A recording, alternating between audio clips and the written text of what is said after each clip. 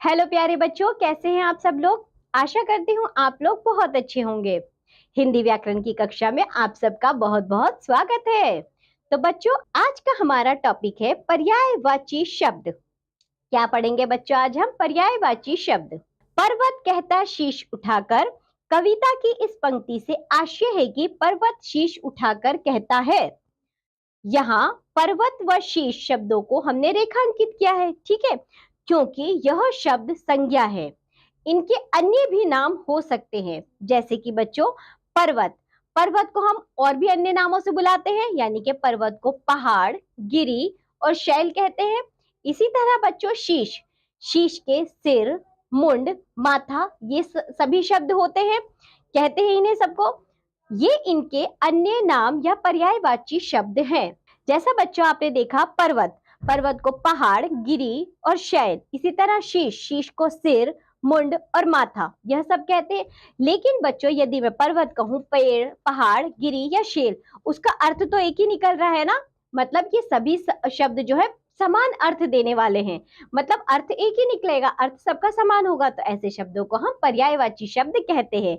यदि मैं सिर कहूं, शीश कहूं, मुंड कहूं या माथा कहूं, अर्थ तो सबका एक ही हुआ ना बच्चों, तो इसे हम पर्यायवाची शब्द कहेंगे। आगे देखिए, इस प्रकार एक समान अर्थ बताने वाले शब्द समानार्थी या पर्यायवाची शब्द कहलाते हैं। तो बच्चों यदि मैं जल कहूं, पानी कहूं, नीर कहूं, वारी कहूं, तो अर्थ तो उसका एक ही निकला ना।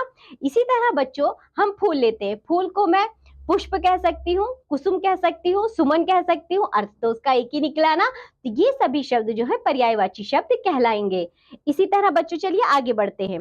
पाठ में दिए गए पर्यायवाची शब्द ध्यान से पढ़िए। जैसा देखिए कुछ अन्य पर्यायवाची शब्द। तो बच्चों आपको पहले ये समझ में आया जी कि पर्यायवाची शब्द क्या होते हैं। वह शब्द जो समान अर्थ देते हैं उन्हें हम पर्यायवाची शब्द कहते हैं। जैसे कि हमने अभी ऊपर पढ़ा बच्चों, पानी के बारे में जाना, फूल के बारे में जाना, और बच्चों शीश के बारे में जाना और पहाड़ के बारे में। आगे कुछ और पर्यायवाची शब्द देखिए। रात, रात को हम निशा, रजनी या रात्रि कह सकते हैं। दिन, दिन को दिवा, वासर या वार कह सकते हैं। हवा, हवा को पवन, वायु या समीर कह सकते हैं। वृक्ष, वृक्ष को बच्चों पेड़, विटप और तरु। चंद्रमा, चंद्र, शशि, मयंक। शरीर, देह, तन, काया। समुद्र, सागर, समुद्र, जलधि।